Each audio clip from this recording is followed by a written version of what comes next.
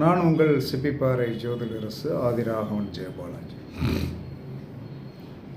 கார்த்திகை நட்சத்திரம் அத்திப்பழம், பேரிச்சம்பழம்.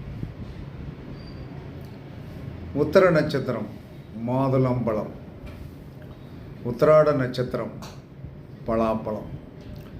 அப்போ கார்த்திகை, உத்திரம், உத்திராட நட்சத்திரத்தில் போய் பிறந்தவர்கள் தினமும் அல்லது வாரத்தில் ஒரு முறை நீங்கள் சாப்பிட வேண்டிய பழங்கள் இதுதான். இதை நீங்கள் தொடர்ச்சியாக செய்து வந்தீர்கள் என்று சொன்னால் உங்களுடைய நட்சத்திரங்களுடைய வலிமை என்று சொல்லக்கூடியது எப்பயுமே நான் சொல்கிறேன்னா குறையாமல் ஒரு தன்மையில் கண்டிப்பாக இருக்கும்.